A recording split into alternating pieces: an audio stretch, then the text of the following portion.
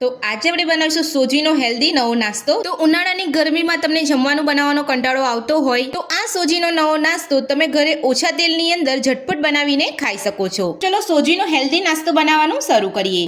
તો સોજીનો નાસ્તો બનાવવા માટે તમે અહીંયા જોઈ શકો છો, મેં એક બાઉલ અહીંયા સોજી લીધો છે।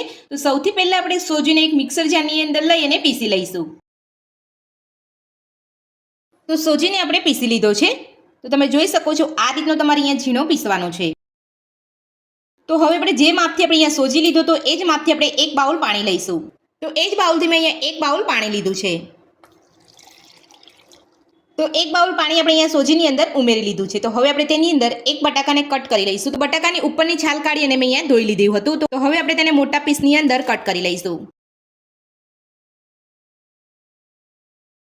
તો બટાકો આપણે અહીંયા બાફેલો નથી લેવાનો, આપણે અહીંયા કાચો બટાકો લેવાનો છે। તો બટાકો કટ કરી લીધા પછી હવે આપણે તેની અંદર નાનો એક આદુનો ટુકડો લઈશું, તેને પણ આપણે અહીંયા નાનો કટ કરી લઈશું। સાથે જ આપણે તીખાસ માટે મેં અહીંયા 3 મરચાં લીધા છે। તો તમે તમારા ટેસ્ટ પ્રમાણે મરચાંનું પ્રમાણ વધતું ઓછું કરી શકો છો।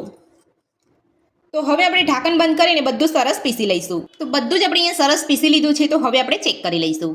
જોઈ શકો છો આપણે એકદમ સરસ રીતે અહીંયા પીસી લીધું છે। તો હવે આપણે એક બાઉલની અંદર કાઢી લઈશું। તો બધું જ પીસીને આપણે એક બાઉલની અંદર કાઢી લીધું છે। તો હવે આપણે તેની અંદર ઝીણી સમારેલી ડુંગળી ઉમેરીશું, સાથે ઝીણા સમારેલા કેપ્સિકમ ઉમેરીશું, ઝીણા સમારેલા ટામેટાં ઉમેરીશું, લીલા ધાણા ઉમેરીશું, 1 ચમચી જીરું ઉમેરીશું, સ્વાદ પ્રમાણે મીઠું ઉમેરીશું। હવે આપણે બધું સરસ મિક્સ કરી લઈશું। તો શાકભાજી અહીંયા તમે તમારા મનગમતા લઈ શકો છો। તો બધું જ આપણે અહીંયા સરસ મિક્સ કરી લીધું છે। તો હવે આપણે તેને ઢાંકીને 10 થી 15 મિનિટ માટે રહેવા દઈશું। તો 10 થી 15 મિનિટ જેટલો સમય થઈ ગયો છે। તો હવે આપણે ચેક કરી લઈશું।